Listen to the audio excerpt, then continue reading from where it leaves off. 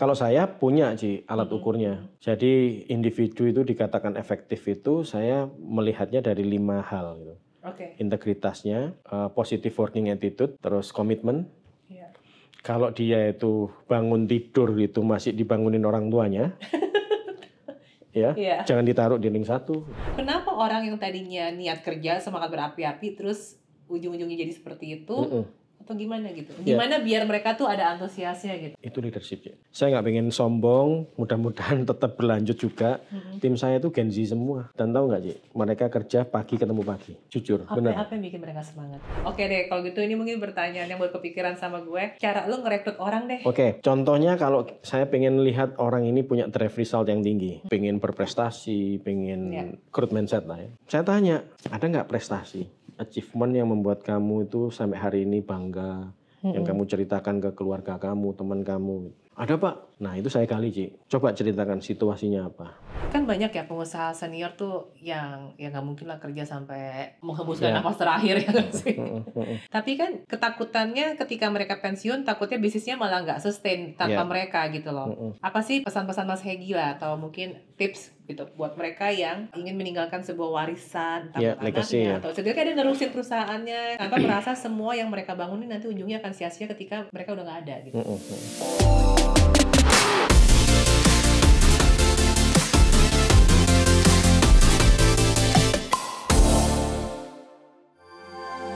Video ini dipersembahkan oleh Lume Colors.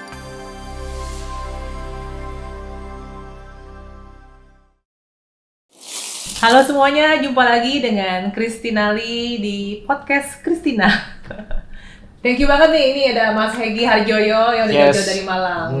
Thank you juga Ci. Mas Hegi Harjoyo ini adalah seorang pengusaha iya, konsultan bisnis iya, terus juga profesional yang selama ini tuh udah 17 tahun malah melintang di perusahaan multinasional kan ya? Multinasional dan lokal ya. Dan lokal. Nah boleh diceritain dulu nggak nih biar kenalan dulu deh sama audiens nih. Ya oke, thank you Ci. Nama saya Hegi Harjoyo, biasa dipanggil Hegi. Saya sekarang lebih banyak waktunya setup bisnis sendiri. Bisnis pertamanya di bakery.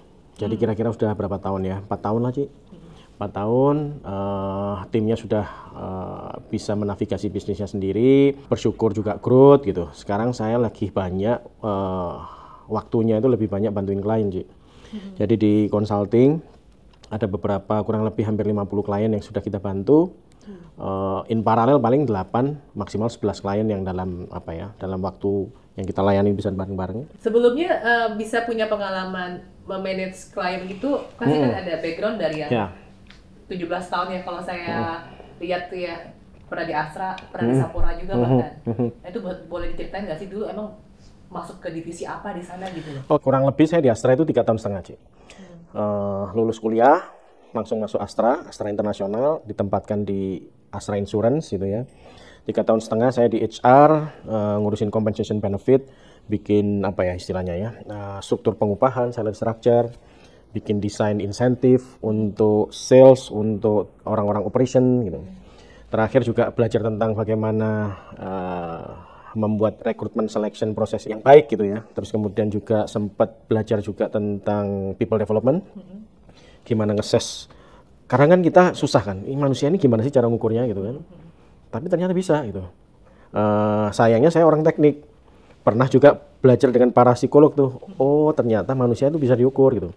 Jadi juga sempat belajar tentang bagaimana melakukan assessment people. Kurang lebihnya 3 tahun setengah saya di Astra. Pindah ke Sampurna kurang lebih berapa ya? 13 tahun setengah. So total 17 tahun Ci. Orang tuh rata-rata kalau secara karir tuh udah enak banget ya. Lu udah 17 tahun di perusahaan multinasional yang gue yakin gajinya juga nggak kecil gitu. Tuh, itu nyaman banget lah. Apa yang memutuskan tiba-tiba dari corporate gitu ya, terus terjun ke dunia bisnis gitu. Ada nggak sih kayak turning point-nya apa gitu? Turning point-nya? Emang benar Ci, waktu saya jadi expatriate gitu ya, jadi expat di beberapa negara gitu, hidup di hotel, minimal apartemen lah ya, mobil dikasih, anak sekolah gratis. Akhirnya istri diajak dong? Oh iya, keluarga diajak. International school kan, terus cost of living-nya ditanggung. Jadi gaji saya di Indonesia itu utuh. Karena setelah kita jadi ekspat di negara orang kan cost of living kita juga ditanggung gitu. Sebenarnya nggak mudah, Ci. Orang itu lihat kok nggak banyak orang seperti saya katanya gitu. Ini hanya orang-orang gila aja yang tiba-tiba meninggalkan dunia yang seperti itu. Tapi secara proses sebenarnya nggak mudah. Kurang lebih berapa tahun ya saya diskusi sama istri itu, 2 tahun lah. Turning point-nya ada beberapa yang sangat personal, kaitannya juga dengan apa ya istilahnya ya, lebih ke spiritual aja. Karena Kalau di sana mungkin sembahyang susah gitu. bukan lebih ke arah ininya ya, lebih ke arah industrinya ya. Yang kedua itu lebih ke arah mindset saya waktu itu kalau jadi employee kan mestinya semua di cover gitu ya. Iya. Tapi beberapa case itu kok saya nggak bisa memastikan bahwa saya akan bisa di dalam perusahaan ini terus. Banyak hal sih faktornya. Bisa karena performance, bisa karena situasi company. Yang sebenarnya kalau saya di dalam perusahaan ataupun saya di luar, sama kan. Kalau seandainya ada risiko bisnis dan sebagainya kan nggak mudah. Walaupun sebagai employee maupun sebagai entrepreneur. Cuman waktu itu akhirnya gini, daripada kita nggak prepare, kalau kita jadi orang yang di dalam perusahaan, Ci, tiba-tiba situasi itu menuntut, saya kan nggak punya skillnya, Ci. Mending ngobrol sama istri, yuk kita belajar ngerintis gimana caranya kita punya skill itu gitu. Walaupun dengan dinamika misalnya perekonomian naik turun dan sebagainya, paling nggak kita punya skill yang lebih lah untuk bertahan itu. Jadi mending kita bertarung di luar dengan skill yang lebih tinggi dibandingkan berkarir di dalam. Itu turning point-nya. Bisa nggak sih gue simpulkan lebih karena ini kalau ngomong kasar security ya. Ini gue makin lama umur makin ya dewasa aja.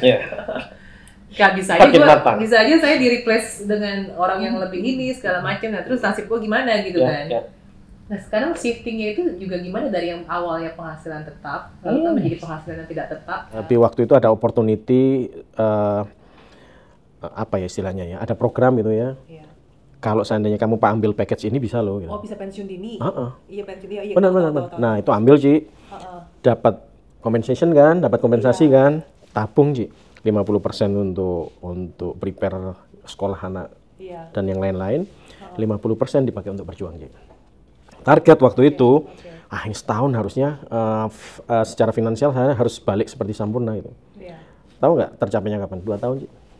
Jadi sempat menggerus dulu tabungan perlahan-lahan. Wah ini bahaya juga gitu ya. Jadi di dunia entrepreneur ternyata dahsyat juga gitu. Karena kan sebelumnya lo kan ngurusin banyak operasional kan. Terus sekarang jadi move ke sales gitu kan. Which is sales sama marketing saya nggak punya background itu sama sekali. Terus akhirnya belajarnya dari mana? Organik sih. Yang tanya sana sini. Tapi sebenarnya bisa dipelajari itu. Hari ini pun saya tentang sales marketing nggak se-advance tim saya. Saya lebih menginvestasikan gimana caranya tim saya itu expert. Saya bangun tim lah intinya. Itu kan kekuatan saya. Saya lebih fokus kekuatan daripada kelemahan. Lama soalnya kalau saya harus belajar mulai awal kan. Kenapa milih bakery waktu itu? Karena istri bisa jago masak. Enggak. Karena waktu kita di Filipina, Hong Kong, Korea, kita itu penggemar roti. Waktu di Filipina, ini boleh nggak nyebut mereknya? Nggak apa-apa. Krispy Kreme belum ada di Indonesia. Tapi di Filipina waktu itu sudah ini. Kita itu hampir setiap saya pulang kerja itu beli Krispy Kreme. Di Hong Kong itu ada namanya Arum, lembut banget. Teksturnya itu lembut itu. Kalau di Korea waktu itu di sini juga belum ada Paris Baguette itu loh, Paris Baguette itu loh. Nah, masuk ke Indonesia, pulang, terus ambil package ini di perusahaan, kita ketemu salah satu teman yang bikin roti ini waktu itu rumahan, roti sobek gitu ya Ci. Wah asik itu, teksturnya lembut, enak banget. Tiba-tiba suatu saat dia memutuskan berhenti dari bisnis ini. Padahal kita sudah ketagihan tuh, hampir setiap minggu kita beli produknya gitu. Bukannya kalau gue jadi lu tuh gue akan bertanya-tanya ya, lu aja yang udah bikin roti enak ini bisa berhenti, terus tiba-tiba lu mau masuk ke situ. Masuk. Kita beli Ci, resepnya kita beli. Iya resepnya kan lu beli. Kita masuk ke situ. Berarti kan ada 2 tahun minus. Ada kepercayaan diri.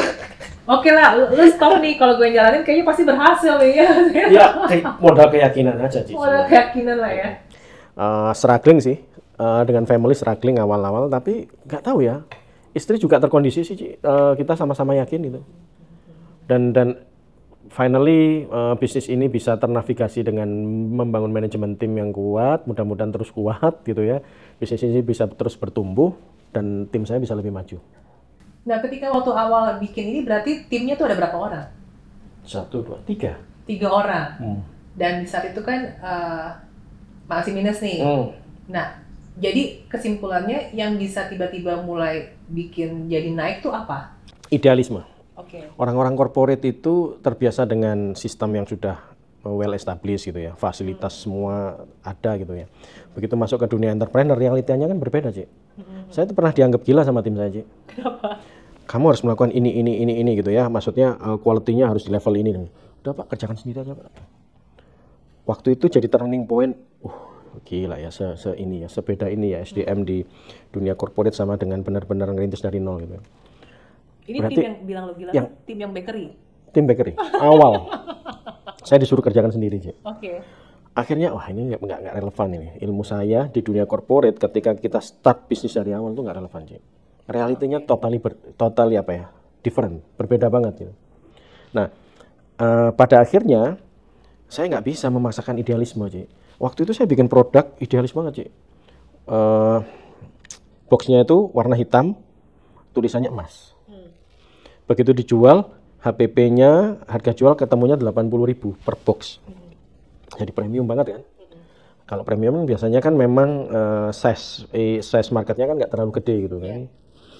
Wah ini kok berat juga ya, jual premium tapi kita nggak men-treat pelanggan kita premium gitu. Nah itu yang sebenarnya turning point-nya adalah product market fit, Cici. Akhirnya kita menurunkan ego, bikin produk yang kira-kira diminati oleh pasar, bukan produk centric tapi customer centric. Ketemulah roti sisir.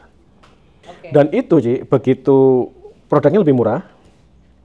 Nah sekarang itu volumenya tinggi banget, Ci. Dan kita masuk ke Jabodetabek juga, walaupun outlet kita di Malang. Dengan target price-nya juga di bawah 100.000? Di bawah 100.000.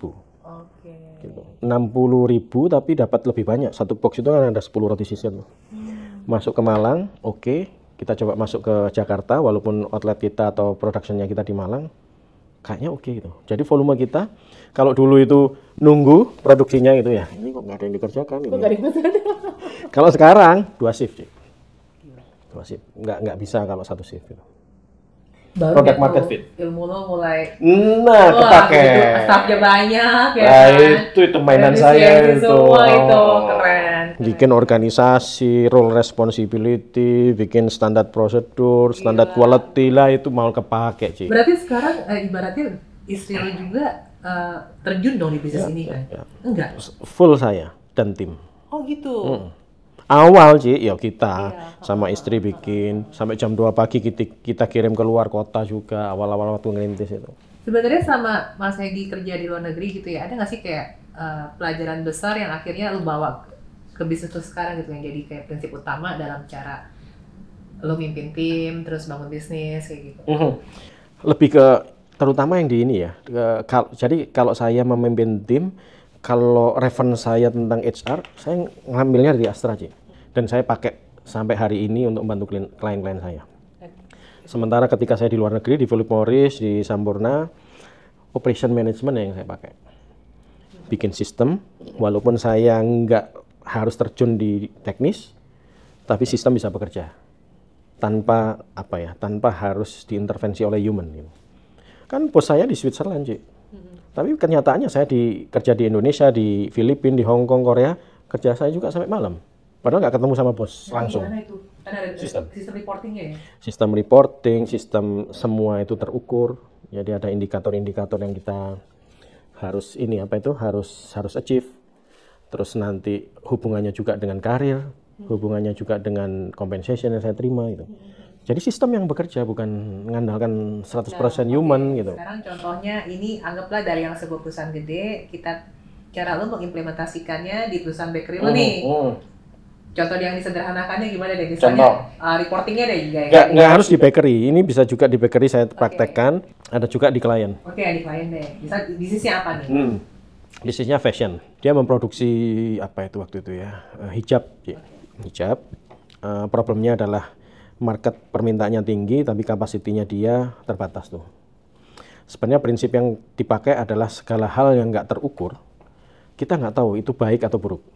Dan kita nggak pernah tahu bagaimana cara memperbaikinya. Jadi ukuran kan penting. Jadi sesederhana, saya bikin ukuran bisnis, saya visualisasi, saya bikin reward, gitu ya. Sehingga setiap orang itu bisa lihat setiap hari performanya dia di mana, terhadap target itu seperti apa, dan nanti dampaknya ke reward dia seperti apa. Itu 3 bulan, 6 bulan naik kapasitinya naik 3 kali lipat, terus cacatnya turun hampir separuh. Nah, caranya tuh jadi misalnya, katakan kalau fashion kan berhubungan dengan penjahit. Jadi itu maksudnya penjahit ini bisa melihat scorecard-nya dia kasarnya. Exactly. Setiap hari. Setiap hari. Nah, contohnya, iya contohnya. Contoh sederhana, Ci. Output sama cacat. Dibuat visualisasi, dibagi tim, timnya bisa lihat hari ini output kita berapa cacat kita berapa. Iya, okay. Itu divisualisasi setiap hari. Okay. Bahkan kalau mau visualisasinya dibuat merah itu jelek, hijau itu bagus. Gitu. Terus dikompetisikan, diberikan rewardnya. Ada punishment juga nggak? Nggak. Karena saya punya prinsip punishment itu datangnya harusnya belakangan. Untuk membuat positive culture itu kalau bisa startnya dengan positif dulu. Dengan angle reward gitu. Nggak memungkiri, Ci, nggak semua orang itu bagus ya. Ada beberapa akhirnya, tapi ketahuan, oh ternyata ini problem di SDM. Nah baru ada orang-orang yang nggak connect terhadap reward, baru di-trigger dengan dosis yang agak tinggi, masuknya ke punishment. Cuman itu langkah. Contoh rewardnya dong, boleh tahu nggak? Yang fashion dari penjahit misalnya. Reward itu menarik. Jadi gini, Ci.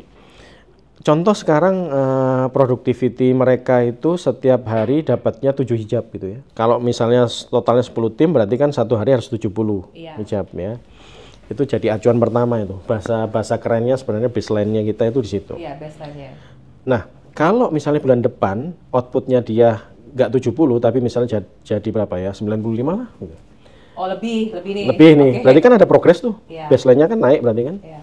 Dapat misalnya 200.000 per orang. Bulan depan naik jadi 120. Dapat lagi 200.000. Jadi performance-nya naik terus, reward-nya tetap. Jadi bukan 200.000 ditambah 200.000 kan? Enggak. Jadi kalau naik ada perubahan kinerja, kenaikan kinerja baru dapat 200.000. Contoh kalau sudah di 120, ternyata bulan depan turun jadi berapa? 90 katanya. Berarti kan penurunan kinerja, Ci. 200.000-nya nggak dapat. Sehingga naik kelas terus kan, jadi anak tangga kan. Nah, kenapa kok harus 200.000 terus, bukan harus naik? Karena di titik tertentu, ketika performance-nya naik tinggi, dengan insentif yang sama, kita punya ruang yang lebih besar untuk promosi orang, untuk melakukan perubahan gaji. Nggak paham. Contohnya kayak gimana?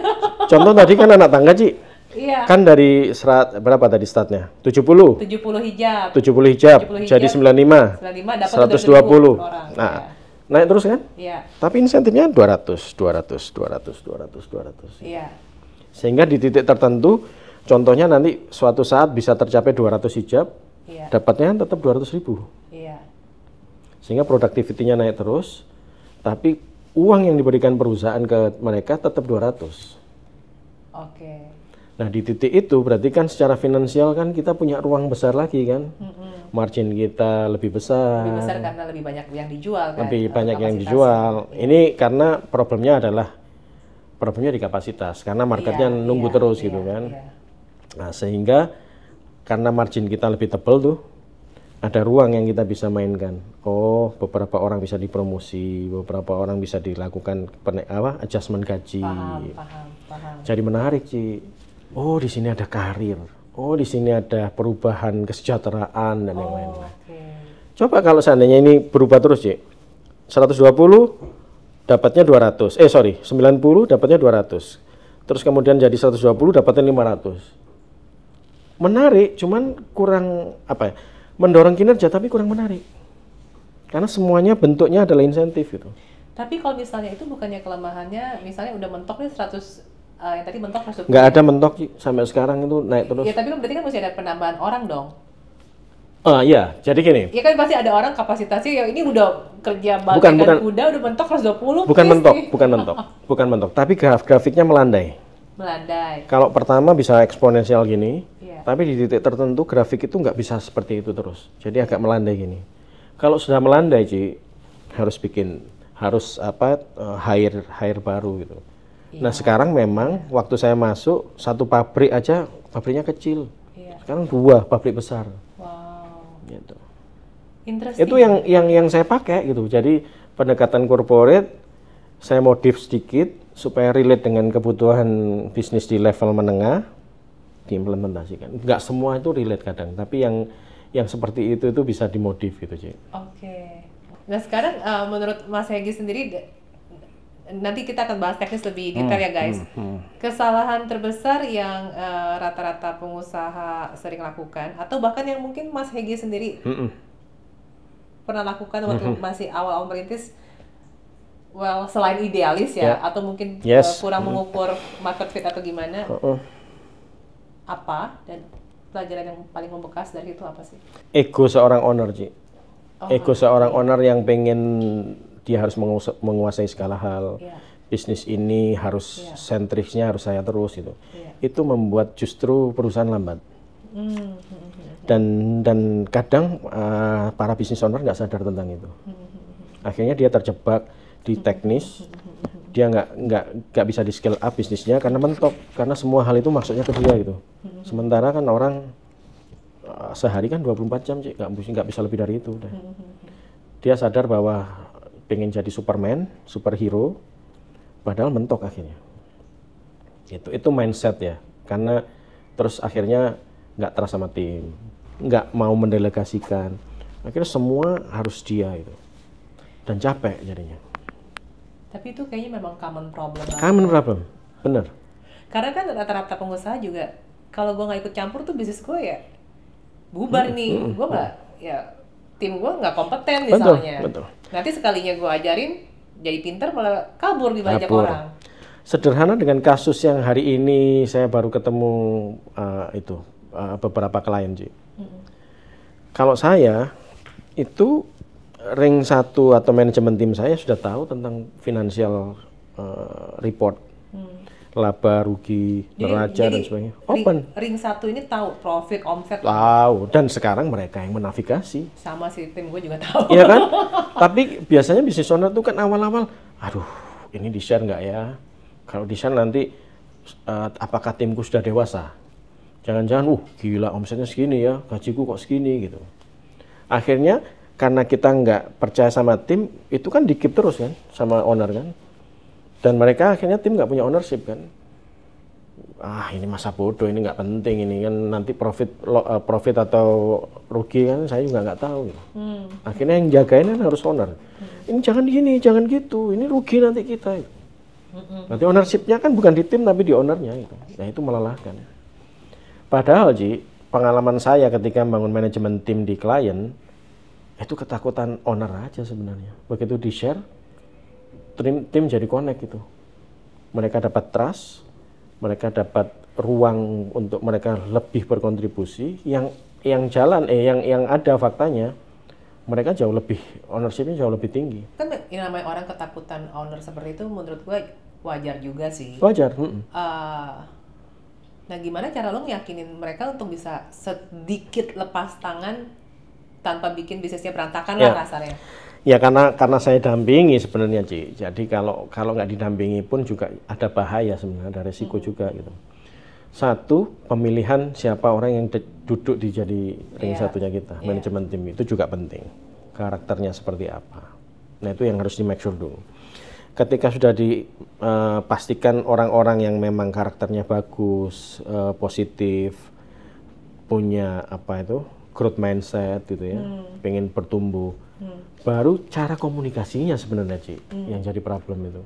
Kalau kita bisa mendeliver komunikasi dengan baik, ya mereka baikin. Mereka juga akhirnya dewasa gitu melihat bisnis itu. Contoh sederhana, mendewasakan mereka. Awas ya, nanti sebentar lagi kita akan share nih laporan keuangan. Jangan langsung dilihat angkanya. Karena angka itu butuh kedewasaan. Nah, startnya, Ci, yang rugi dulu, Ci. Nih, ada yang tahu nggak kalau bisnis kita 2 tahun rugi? Apakah kalian turun gajinya? Gitu.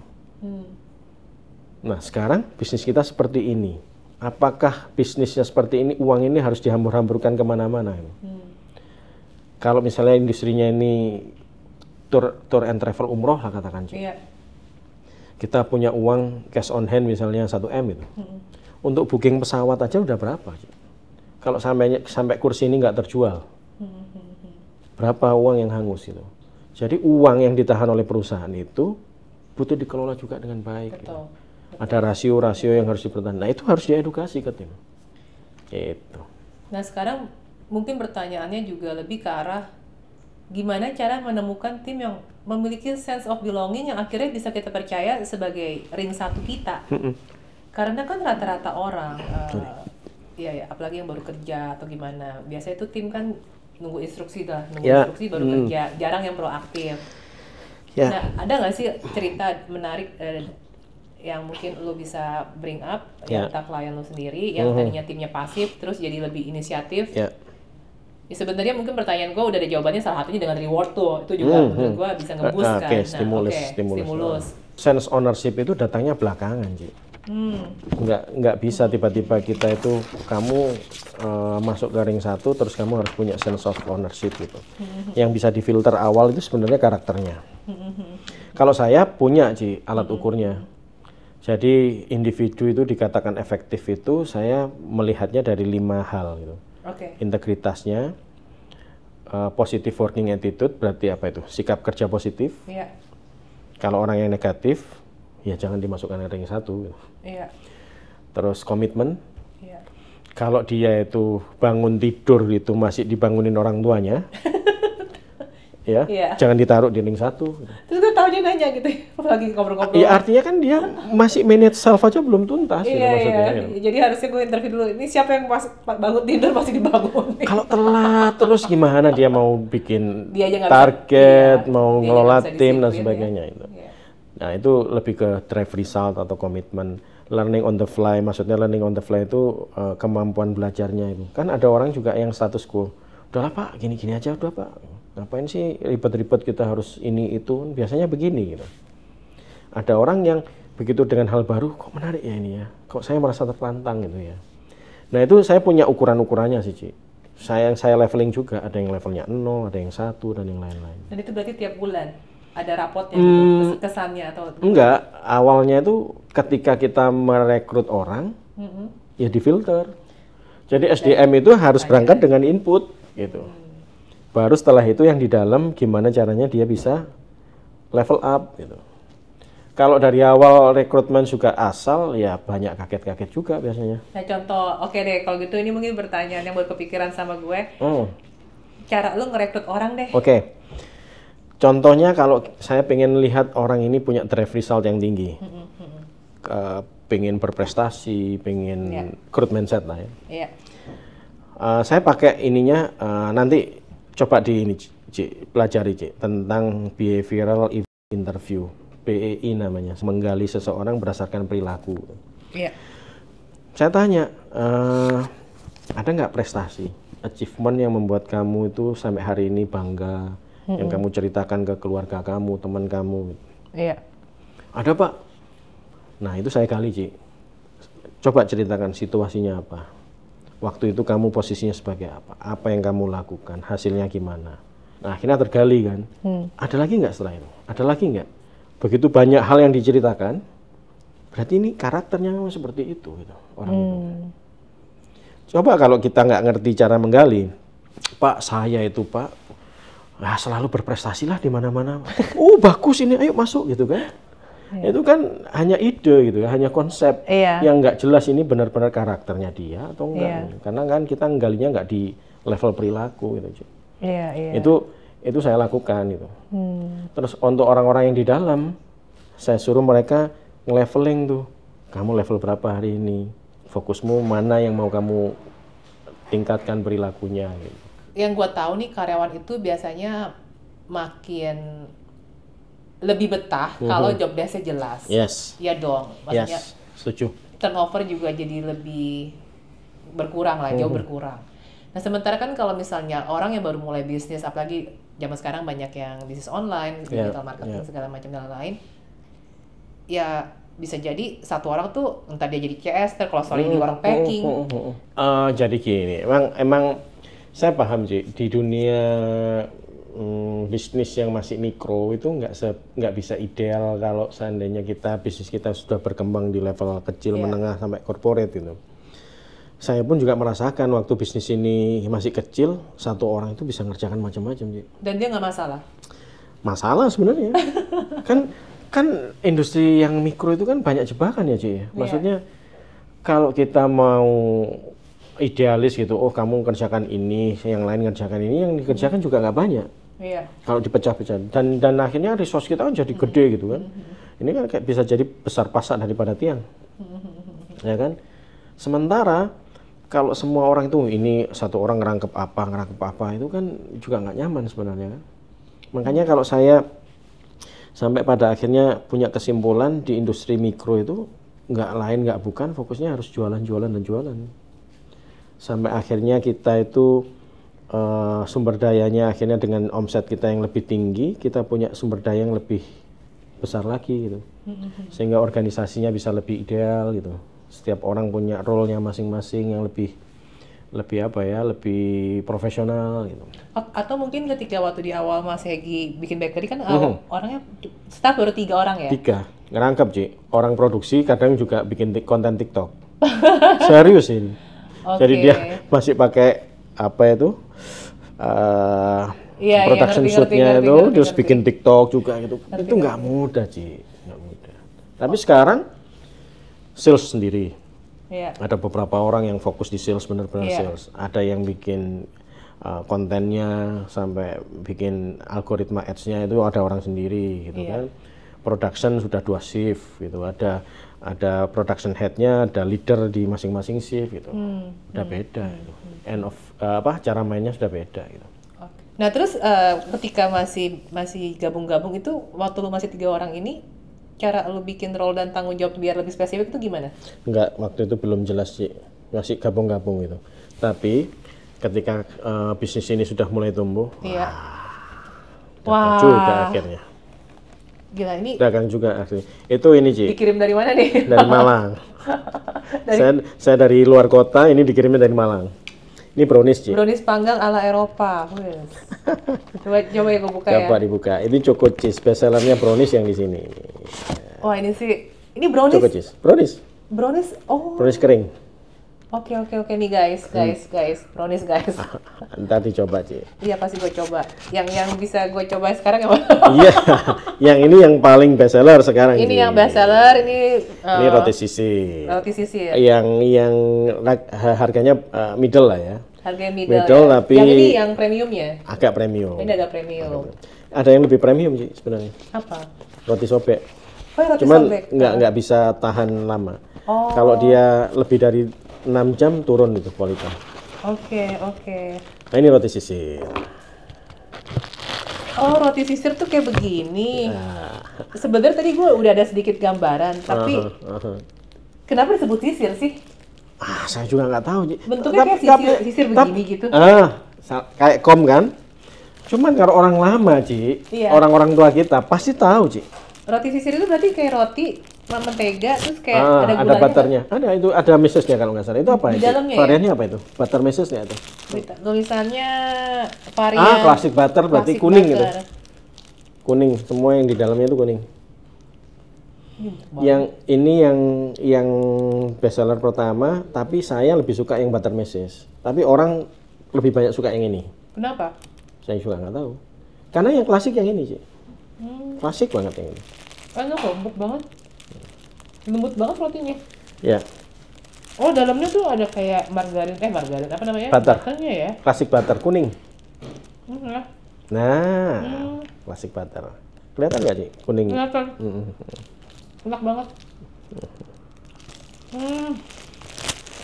Aduh, kacau nih. Lagi diet. Dikasih ini. Ntar kita lanjut makan lagi. Ya. Thank you banget Mas Hegi. Sama-sama. Nah, gimana cara Mas Hegi tadi pertanyaannya bikin role dan tanggung jawab tim biar lebih spesifik. Tapi setidaknya mungkin spesifiknya dalam artian yang ada 2 job desk utama 1 orang. Jadi bukan dia tetap misalnya lo ada 10 job desk, semua orang bisa mengerjakan itu enggak juga kan? Enggak. Kalau yang sekarang Ji, itu rata-rata tuh klien kan atau owner gitu ya mengeluh, Mas ini timku bermasalah nih kayaknya nih. Nah biasanya Ji, saya nggak langsung percaya. Karena itu kan dari satu perspektif nih, ownernya yang ngomong kayak gitu. Iya. Nah kalau saya biasanya nginterviewnya 2, ownernya saya juga gali, saya interview, timnya juga saya tanya. Oke. Kebanyakan problemnya di beberapa klien, dan saya yakin ini juga common problem yang umum. Ketika tim ditanya, saya juga nggak tahu Pak, maksudnya Bapak itu gimana Pak? Semua salah, serba salah aja gitu, nggak ada benarnya gitu. Nah, kalau ini terjadi, Ci, mostly problemnya adalah karena nggak clear role-nya. Nah, kalau digali lagi pertanyaannya ke karyawan atau timnya itu, role-mu di sini apa? Peran kamu di dalam organisasi ini apa? Karena ada beberapa case, Ci, dia sudah kerja 5 tahun, begitu ditanyain posisi kamu dalam organisasi apa, itu bingung dia. Apa ya posisi saya di sini ya? Kan kacau, Ci. CS misalnya. Nah, kalau sudah bisa ngomongin posisi itu lumayan, Ci. Agak turun nih saya pertanyaannya. CS itu perannya seperti apa? Oke. Nah, biasanya yang disampaikan mereka yang common problem itu tugas.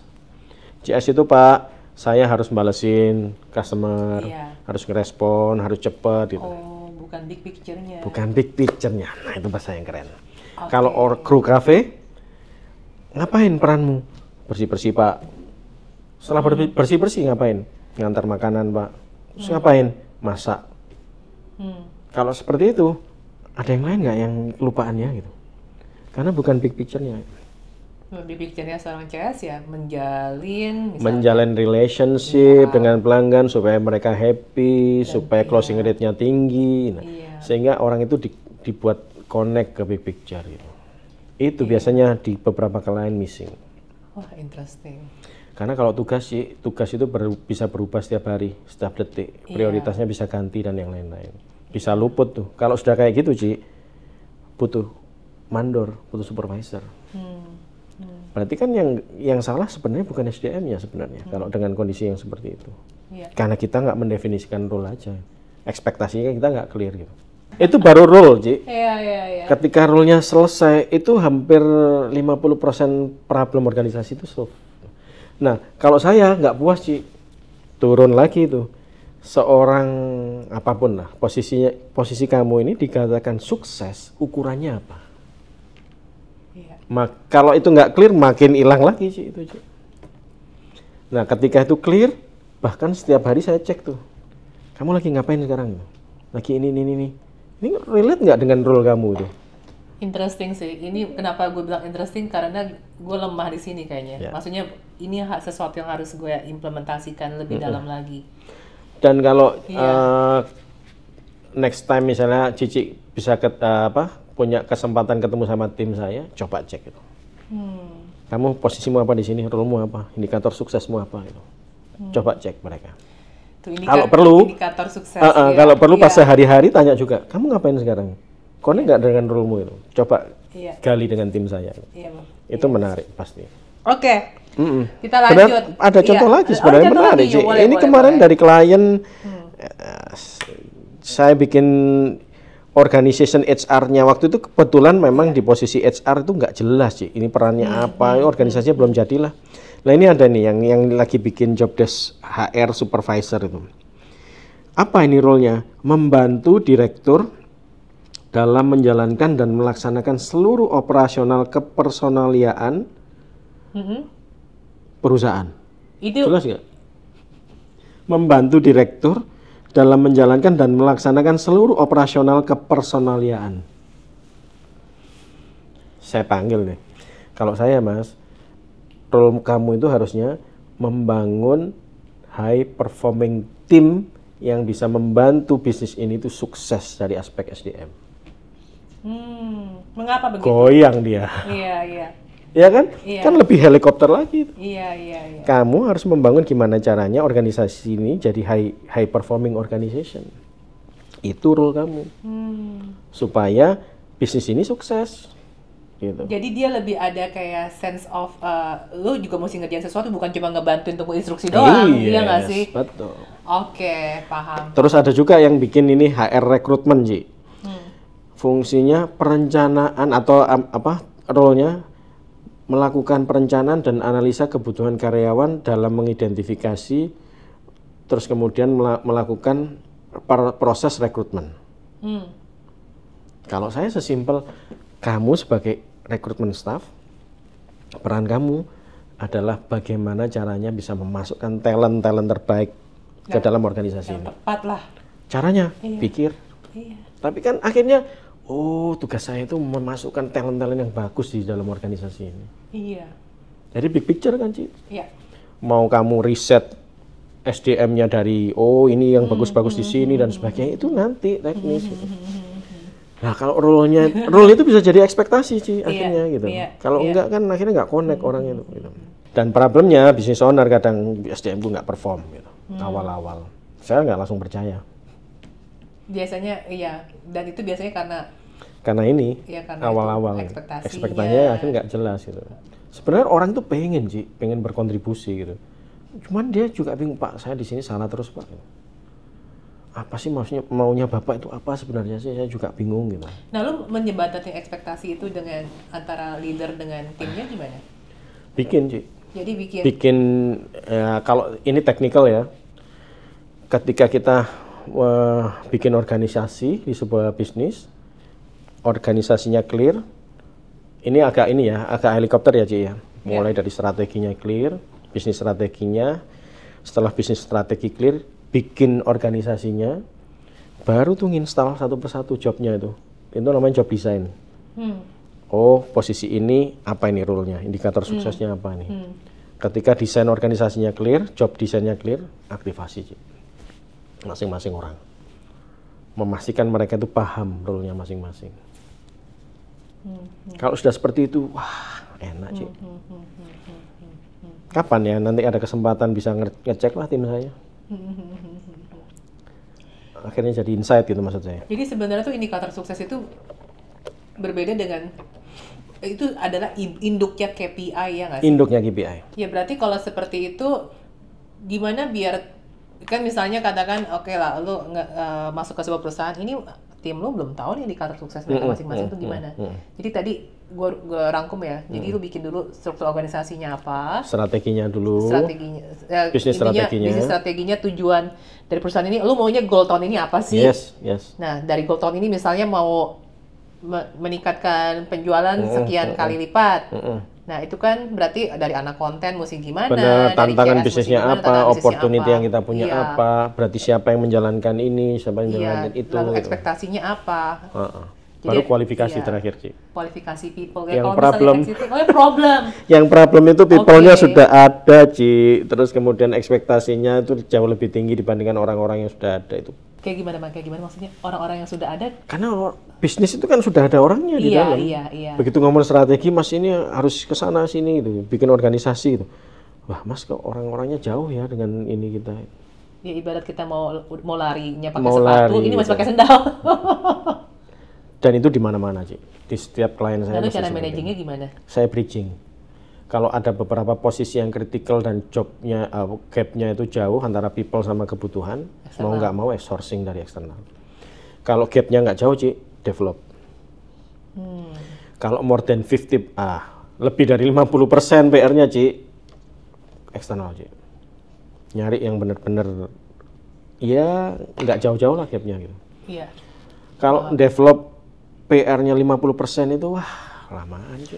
Kelamaan, nggak gerak-gerak. Kelamaan. Ada angle yang satu lagi, Ci, nggak cuman SDM, Ci, operasional juga, Ci. Saya punya klien cabangnya itu sudah puluhan. Ada yang 23 outlet, macam-macam tuh. Nah ini supply chain-nya ini, tata kelola, apa supply chain itu? Rantai pasoknya ini apa ya? Ordering material, pengadaan dan sebagainya. Iya, pokoknya alur dari para suppliernya, supplier produksinya, iya. Berantakan, Ci. Oke. Nah, orang-orang yang di dalam SDM ini, supply chain management ini, Pak nih, kalau targetnya kita opening lagi 12 outlet ini, saya resign, Pak. Saya nggak tahu lagi, saya itu kerja sampai jam 2 malam dan sebagainya. Iya. Padahal sebenarnya ilmunya sederhana, Ci. Iya. Contoh ini outlet ada di beberapa kota gitu ya. Supply chain-nya itu kadang agak ngaco tuh. Outlet itu disuruh order ke warehouse tuh, ke gudang tuh. Sementara orang outlet itu kan nggak lazim kalau dia ngurusin yang kayak gini-gini. Iya. Dia kan harusnya ngurusin pelayanan, ngurusin sales gitu kan. Semua itu supply chain management ini by order, Ci. Nah, itu kacau, awal kekacauan. Kenapa? Orang penjualan itu nggak akan concern dengan dengan sistem supply chain kayak gini-gini nih. Akhirnya order asal. Order sekian gitu. Akhirnya apa? Inventory-nya ngeri. Karena mereka itu pengennya gimana caranya barang nggak kurang gitu. Ada juga yang nggak concern dengan seperti ini, akhirnya nggak order, Ci. Akhirnya nggak jadi jualan itu. Bayangkan kalau dengan sistem seperti ini cabangnya 100, Ci. Chaos. Kalau orang yang tahu di supply chain, Ci, sebenarnya sederhana. Taruh orang yang punya skill planning, dia yang bisa melihat demand fluktuasi setiap outlet itu berapa, sudah push, nggak perlu lagi orang-orang itu order itu setiap hari itu. Ya sudah push, planning tahu, histori, selama pencatatannya akurat, ngitung buffer stoknya berapa, sudah push kan.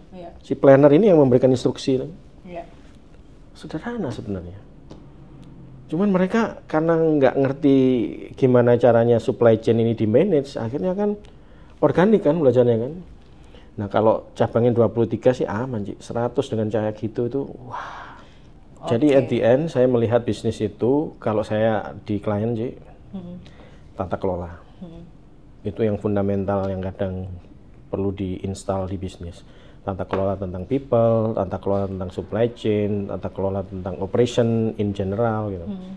Setelah itu managerial dan leadership sebenarnya. 3 ini beres, fundamental bisnis mestinya beres.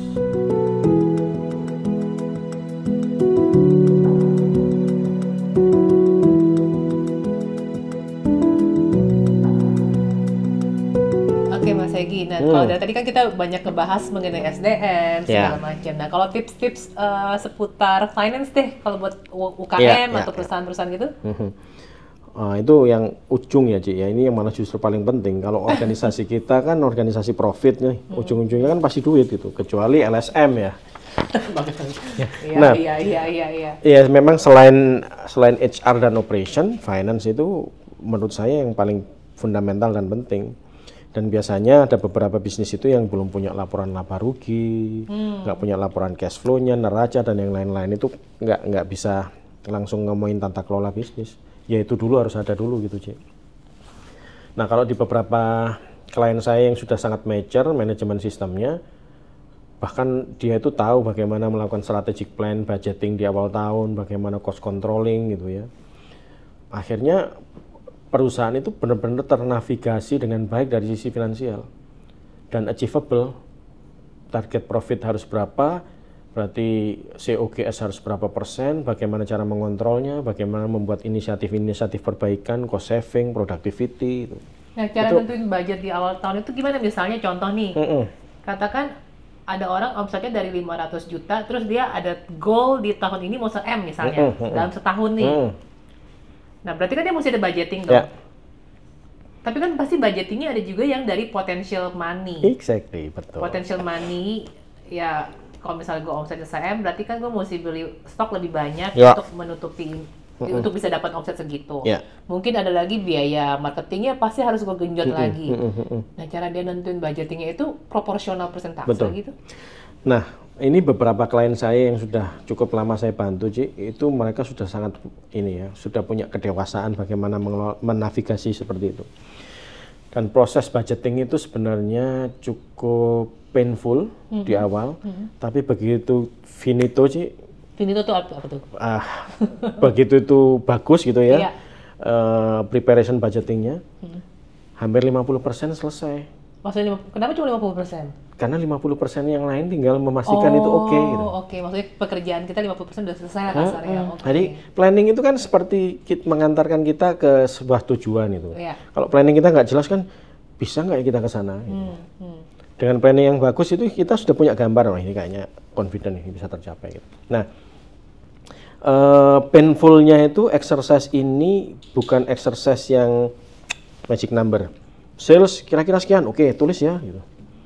Oh, kita nanti bisa menurunkan biaya kira-kira 10%. Oke, berarti nanti profit kita kira-kira sekian ya. Kalau seperti itu namanya budgeting yang indah di atas kertas. Di figura, setelah itu tinggal tidur. Gitu. Nah, kalau kita bikin budgeting yang di beberapa tata kelolanya sudah benar-benar clear, sales dikumpulin tuh. Mana sales kita yang komit. Sekian, Pak. Ini komit. Maksudnya komit itu contoh misalnya, oh ini klien lama yang repeat order, yang historicalnya dia selalu menyumbang angka sekian gitu. Angkanya ini optimistik atau konservatif nih? Konservatif, Pak. Oke, berarti bisa di-book ya. Book, yang komit di-book. Yang potensi, yang masih pipeline, yang butuh penjajakan sana-sini, ada berapa? Sekian, Pak. Oke, kalau sekian ini memungkinkan nggak sebelum nanti tahun berjalan, awal tahun start, ini tervalidasi. Akhirnya tim marketing bekerja tuh, yang pipeline yang masih komitmen itu, pipeline yang masih berupa potensi, dia mulai penjajakan tuh sama klien dan sebagainya. Sehingga kalau memang itu di-generate akhirnya jadi order, itu di-book. Gitu.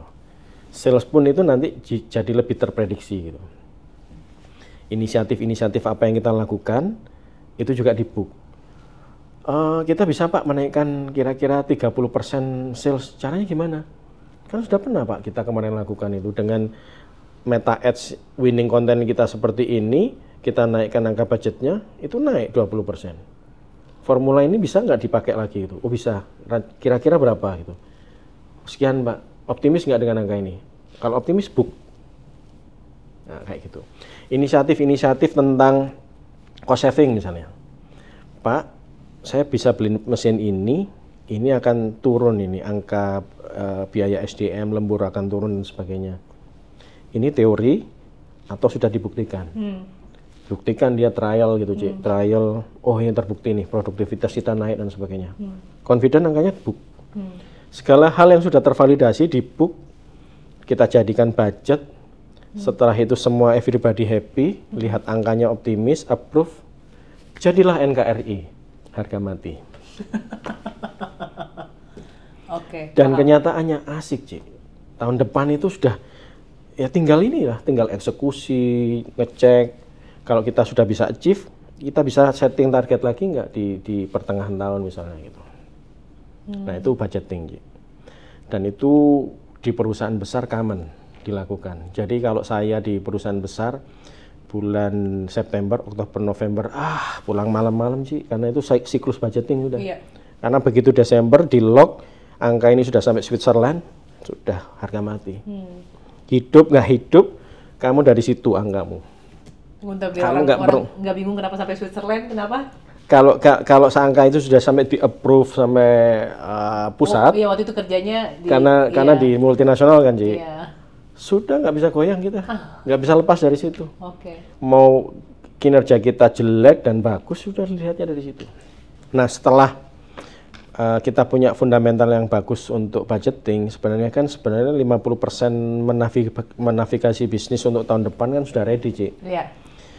Nah ada juga yang ekstrim, karena belum melakukan budgeting, biasanya kan acak tuh datanya kan, angka COGS-nya ini benar atau enggak, marketing cost-nya ini valid atau enggak.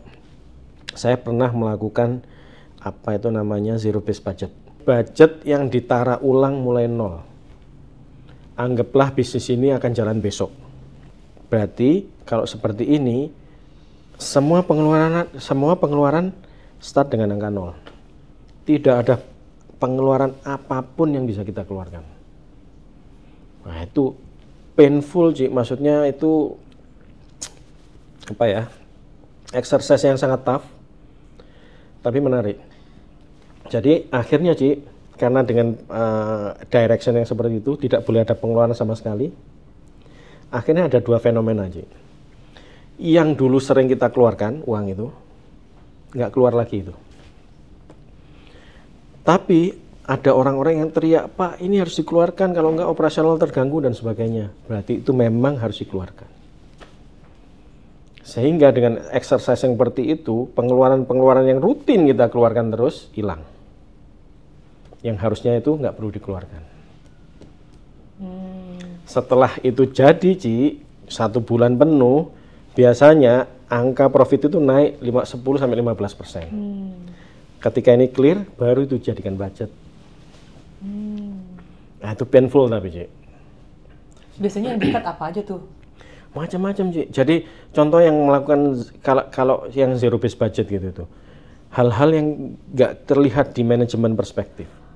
Contoh misalnya dari gudang ke outlet, kok sering mondar-mandir ini, ngapain ini? Padahal ada schedule yang rutin sudah ke sini. Nah begitu dia minta, apalagi kita nggak setujuin, itu kan nggak keluar Cik. Akhirnya oh ini harus mikir dan sebagainya. Ada juga yang pengeluaran yang memang oh ini nanti kita beli inilah, beli itulah. Kalau kita sudah dengan direction seperti itu, apalagi kita segala pengeluaran harus persetujuan direktur itu. Mau ngajukan aja sungkan Cik. Akhirnya nggak keluar. Akhirnya bis apa ya? Ngerti. Cost kita itu akhirnya langsung set gitu Cik. Iya. Begitu sudah di sini jadi budget. Iya. Itu pernah saya lakukan di Hong Kong. Atasan saya pintar, orangnya orang Portugal. Apa ini menarik, ini zero based budget itu apa gitu. Oh tapi itu Cik, kalau dipakai di klien tuh seneng itu. Karena secara prinsip di bisnis manufaktur terutama cost leadership itu penting Cik. Bagaimana leader kita itu aware tentang cost, biaya. Saya begitu zero based dilakukan, saya didik tuh para leader itu tentang apa itu cost leadership itu. Kalau Rp1 ini harus dikeluarkan, tapi nggak ada manfaatnya sekalipun, jangan pernah keluar Rp1 pun. Kalau kita harus mengeluarkan uang 10 juta dan ini strategis, keluarkan. Contoh pengeluaran yang strategis itu meningkatkan moral tim, pengembangan bisnis, meningkatkan skill, ekspansi itu strategis. Tapi kalau itu nggak berguna sama sekali, Rp0,5 pun kalau ada gitu ya, jangan sampai pernah keluar. Gitu.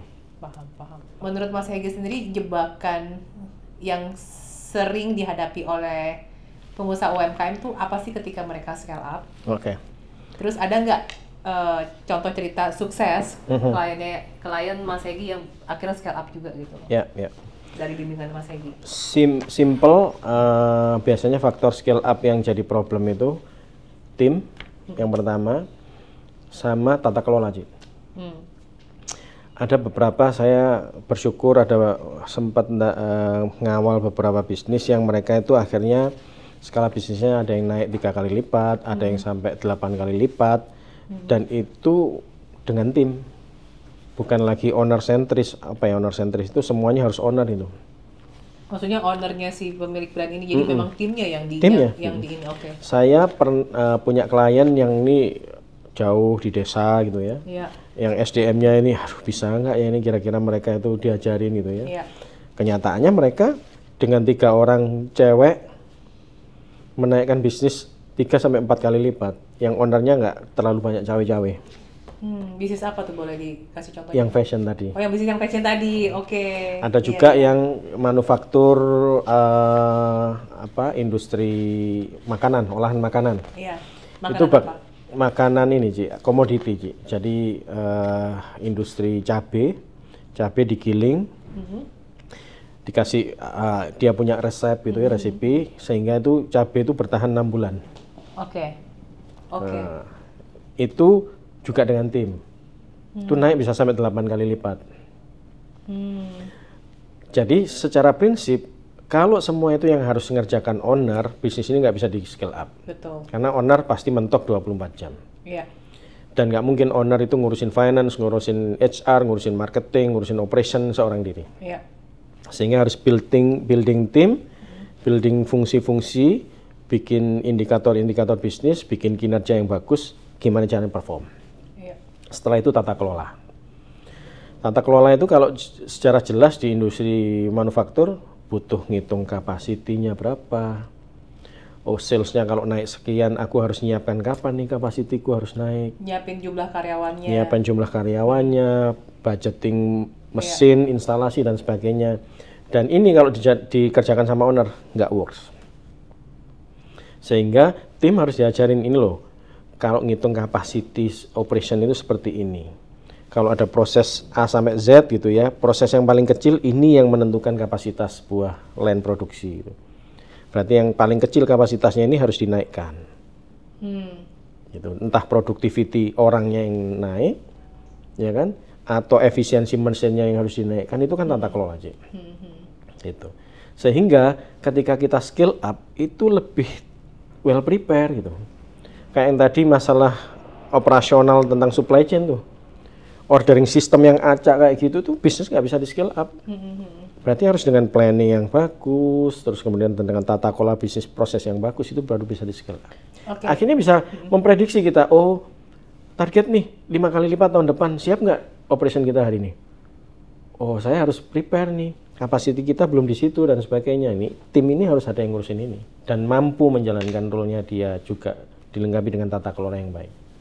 Jadi intinya membangun tim, bikin tata kelola perusahaan. Oke. Boleh kasih contoh yang bisnis sambal itu? Sambal.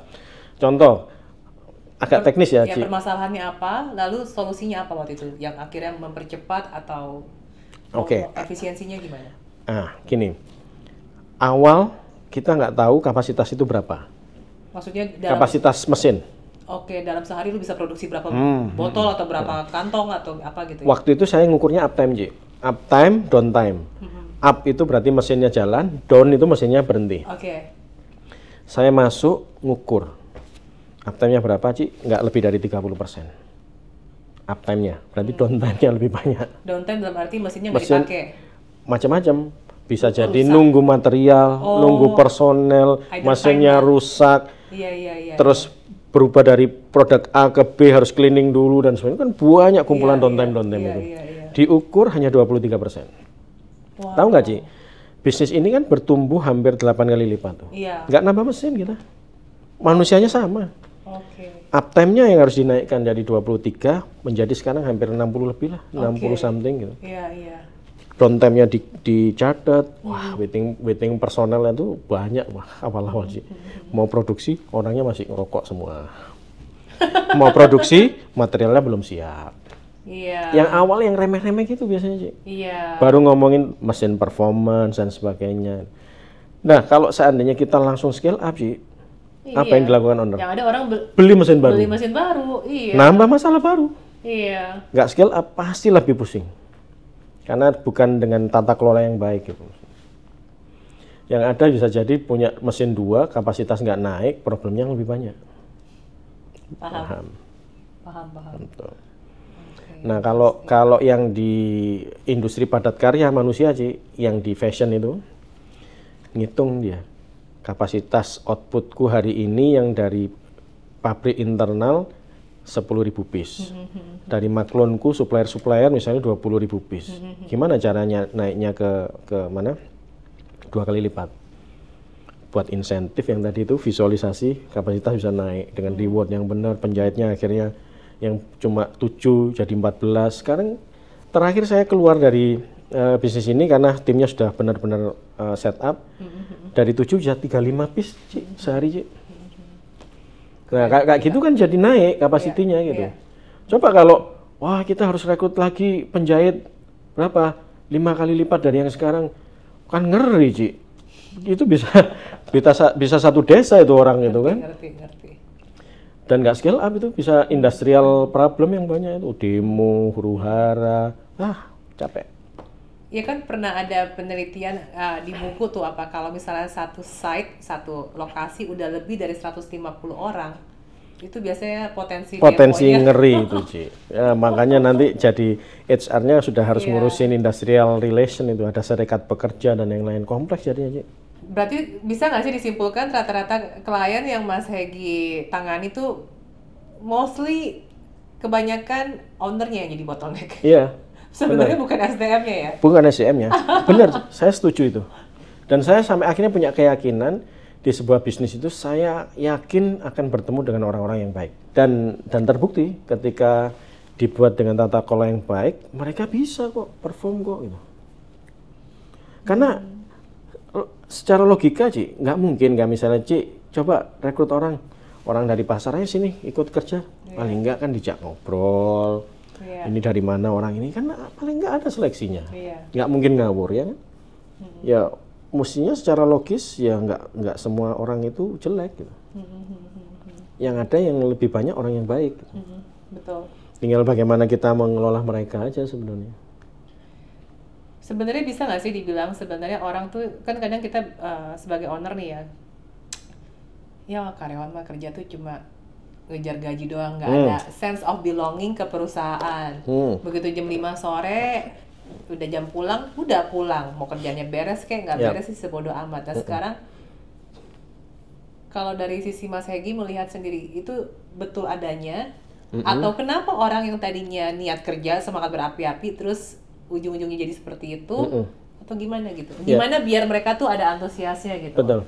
Makanya yang tadi saya bilang bisnis itu yang kokoh itu ketika tata kelolanya baik, manajerial dan leadershipnya juga baik. Dan rekrutmennya juga benar ya. Otomatis itu kan berarti tata kelolanya kan, Ci? Iya, iya. Nah yang tadi Cici bilang itu gimana caranya orang itu semangat, punya moralitas yang tinggi juga, itu leadership. Jadi nggak semua owner juga punya leadership. Saya saya nggak pengen sombong, mudah-mudahan tetap berlanjut juga. Tim saya itu Gen Z semua. Gen Z semua? Gen Z semua. Paling yang konvensional saya ini 2 orang aja sih sebenarnya. Yang lain Gen Z. Dan mereka yang udah usur kayak kita gitu. Yang usur kayak kita nih. Cuman 2 orang, yang lain Gen Z. Dan tahu nggak Ci, mereka kerja pagi ketemu pagi. Jujur, benar. Apa yang bikin mereka semangat? Karena mereka punya meaning. Kenapa mereka harus dalam bisnis ini? Itu leadership. Iya. Jadi bagi saya leader yang bagus itu yang bisa meng-create meaning untuk anak-anaknya. Meng-create makna. Kenapa kamu harus di sini gitu. Kapan ya? 1 bulan yang lalu saya ngusir tuh. Kok jam 11:30 kok masih ada di outlet nih, kenapa ini? Saya chat, guys kok belum pulang? Iya Pak, masih nyiapin pesanan buat besok ini, itu, ini. Nah ini cewek semua Cik. Dan rumahnya lumayan jauh. Dan saya agak khawatir dengan safety-nya. Hampir 12:30 pulang. Buset, ngejar reward kali. Ya itu salah satu, Ci. Tapi anggaplah gue orang skeptis nih.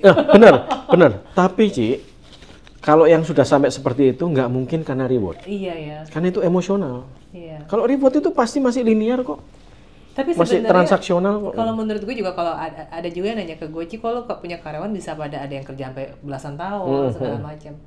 Sebenarnya lebih ke arah environment-nya juga ya. Betul. Kalau dia udah di lingkungan yang positif ya, yang dia kerja masuk gue pulang ya nggak sih, kayak ada solidaritasnya lebih tinggi gitu. Jadi kalau saya melihat ada faktor nasional yang harus kita maintain juga, tata kelola, reward, lingkungan yang positif. Ada faktor emosional juga sih. Iya. Makna itu lebih emosional. Iya. Gitu. Jadi kalau leadership kita nggak improve ya berat juga sebenarnya untuk membuat mereka tetap moralitas yang tinggi itu berat gitu.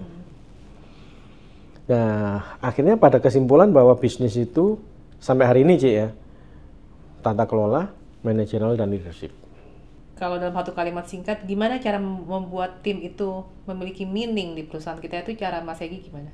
Intinya apa yang menjadi concern mereka akan saya bantu. Contoh. Saya ini agak aneh Ci. Iya. Dan saya nggak tahu ini pernah nemu yang seperti ini atau enggak. Pernah dalam sebuah forum itu saya tanya, ada nggak yang pengen jadi pengusaha di sini? Semua angkat tangan. Saya tanya lagi, mudah nggak jadi pengusaha? Kalau kalian ini lihat saya, menantang nggak? Menantang Pak. Enak nggak jadi pengusaha sendirian atau pengusaha yang punya tim yang kuat? Punya tim yang kuat. So kalau kalian pengen punya bisnis, kalian pengen sukses, jangan di luar, di sini aja. Kenapa? Dan saya akan memfasilitasi itu. Oke. Saya punya satu bisnis yang baru lahir, Ci. Itu direktur saya punya share di situ juga. Jadi maksudnya lu di sini aja, nanti gue bikin bisnis nih gitu. Ya kita bisnis bareng-bareng, tapi kalian nggak boleh protes kalau saya itu punya share di semua bisnis yang kita set up gitu. Iya. Karena saya foundernya. Iya, gitu. benar. Gitu. Jadi kalaupun ini sampai turun-temurun, saya yang paling dapat banyak gitu. Iya. Jadi kalau dunia ini berakhir besok, yang paling apes, yang paling join, yang paling terakhir itu. Jadi mindset saya membuat ekosistem yang seperti itu. Dan sudah saya buktikan satu perusahaan. Nah, itu meaning yang agak berbeda sih dibandingkan beberapa teman-teman yang lain itu. Dan itu membuat mereka, aku di sini aja gitu. Saya belum tentu akan mendapatkan kesempatan lingkungan yang seperti ini di luar itu. Walaupun dengan gaji yang awalnya kecil. Iya. Berarti logikanya mirip kayak misalnya nih, karena gue punya 2 video editor, cita-citanya mau jadi pengusaha. Ya udahlah, lu coba bikin agensi video production, lu boleh terima klien-klien dari luar. Kita bikin legal entity-nya, kamu jadi direkturnya. Lu jadi direktur ya. Saya komisarisnya. Gue komisaris, gue dapat share, ya udahlah 40%, 60% punya lu gitu. Tapi aku akan support bagaimana bisnis ini akan gede gitu. Iya, benar. Cuman kalau dari eksternal Ci, biasanya berat di kepentingan. Karena sama ini. Kalau saya dari tim kan nggak kepentingan. Maksudnya saya di posisi yang iya, wisdom saya, yang willingness saya, kebaikan saya yang berperan di situ. Makanya saya nggak pernah punya cita-cita ngerekrut karyawan, capek. Iya. Ngerekrut seseorang yang potensialin nanti suatu saat dia bisa jadi partner saya. Ini mudah-mudahan ini ya, mindset yang agak nggak lazim. Saya juga perlu waktu untuk membuktikan itu juga, tapi ya mudah-mudahan maksudnya ngerekrut karyawan yang udah di posisi ring 1 kali maksudnya kan? Iya kan, jadi lebih suka dari internal kan? Iya. Oke, iya sama. Oke, ini mungkin pertanyaan yang udah mau penutup lah. Kan banyak ya pengusaha senior tuh yang nggak mungkin lah kerja sampai menghembuskan nafas terakhir ya kan sih? Tapi kan ketakutannya ketika mereka pensiun, takutnya bisnisnya malah nggak sustain tanpa mereka gitu loh. Apa sih pesan-pesan Mas Hegi lah, atau mungkin tips gitu buat mereka yang ingin meninggalkan sebuah warisan, entah anaknya atau setidaknya ada nerusin perusahaannya gitu kan, tanpa merasa semua yang mereka bangun ini nanti ujungnya akan sia-sia ketika mereka udah nggak ada gitu. Mindset sih Ci, kalau mau seperti itu harus benar dari awal mindsetnya. Kalau saya mindsetnya adalah, karena kebanyakan yang saya lihat juga Ci, ada bisnis itu yang umurnya seumur ownernya atau foundernya. Kalau foundernya hilang, mati misalnya, bisnisnya ikut mati. Ada juga yang bisnisnya itu nggak sustain karena dari generasi pertama, generasi kedua, generasi ketiga dan sebagainya. Berarti succession plan-nya nyiapkan generasi itu yang fail. Kalau saya mindsetnya, bisnis ini harus tumbuh sampai kapanpun, walaupun saya sudah nggak mati itu. Contohnya ada, Astra itu salah satu contoh. Saya tahu foundernya William siapa itu sudah hanya jadi figura aja, jadi kayak sejarah gitu kan, sejarah berdirinya Astra dan sebagainya. Tapi perusahaan ini masih luar biasa tanpa foundernya gitu. Jadi dari mindset. Dengan mindset yang benar Ci, saya pun dari awal ngerintis bisnis ini nggak ikhlas kalau semuanya itu harus saya yang melakukan. Sehingga akhirnya salah satu bakery ini, yang salah duanya tour and travel, itu tanpa peran saya di sana, full time di sana, bisnis ini bisa bertumbuh. Memang yang consulting ini masih perlu saya hari ini. Tapi at the end, saya mindsetnya adalah consulting pun ini nggak perlu saya, tapi bisnis ini juga ikut bertumbuh. Akhirnya bangun tim, bangun meaning ke mereka juga, bangun ekosistem bisnis ini bahwa ini bisa bertumbuh sampai kapanpun gitu. Itu pesan untuk para business owner, kalau memang mau dibawa ke sana ya mulailah dengan mindset yang benar dan mulailah dari sekarang. Gitu. Jadi Mas Hegi juga setuju kali ya, kalau lo mau mulai bisnis jangan selalu berpikir bisnis itu kecil ya. Iya.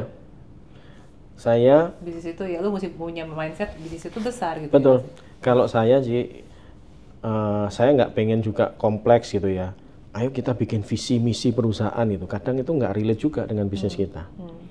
Visi menjadi perusahaan yang terpandang, menjadi perusahaan nasional itu penting. Cuman kalau kita nggak benar-benar bikinnya itu baik, itu hanya klise aja gitu, hanya kayak tulisan itu aja gitu.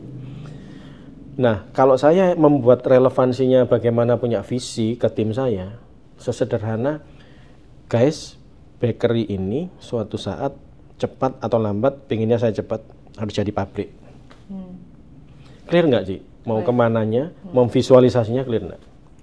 Nanti kalau ada kesempatan ketemu sama tim saya, coba tanyain tuh, kamu membawa bisnis ini mau kemana itu? Pasti jawabannya ini harus jadi pabrik. Gitu.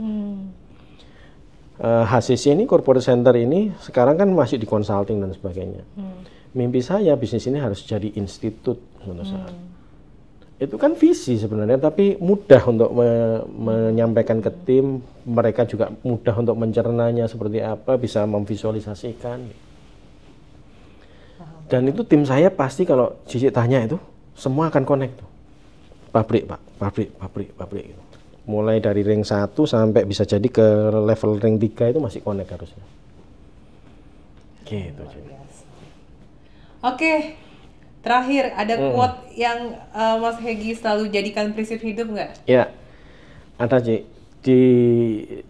Bagi saya, dimanapun posisinya Anda sebagai entrepreneur, sebagai apapun itu ya, profesional, karyawan gitu ya, masalah itu akan selalu ada gitu. Oh iya. Dimanapun. Fokuslah pada goal, bukan pada masalah. Karena kalau kita ketemu dengan masalah, fokus kita di masalah, kapanpun nggak akan pernah selesai. Di level bisnis manapun, profesi Anda apapun, itu akan pasti ketemu. Yeah. Jadi fokuslah pada goal, tapi bukan pada masalah. Yang kedua, semua hal itu perlu waktu, segala hal itu butuh mindset yang benar, tapi yang terpenting adalah terus bergerak. Karena dengan terus bergerak, kita akan sampai pada tujuan. Tidak hanya cuman bermimpi, tapi geraklah. Karena ketika berenang, kita nggak bergerak, tenggelam kita. Iya. Gitu, prinsip hidup saya sih sesederhana itu. Keren, luar biasa. Oke, thank you banget Mas Hegi untuk waktunya. Sama-sama Ci, sukses Cici dimanapun, kapanpun, bisnis apapun. Amin. Thank you juga semuanya buat yang udah nonton. Sampai jumpa di video podcast Christina selanjutnya ya, bye. Tidaklah masalah berapa kali kita gagal. Tidak penting berapa kali kita hampir berhasil. Kecewa karena gagal itu masih jauh lebih baik daripada menyesal tanpa melakukan sesuatu. Yang perlu kita lakukan hanyalah belajar dari kegagalan itu dan dari orang-orang di sekitar Anda, dan yakin kalau kita pun bisa bangkit.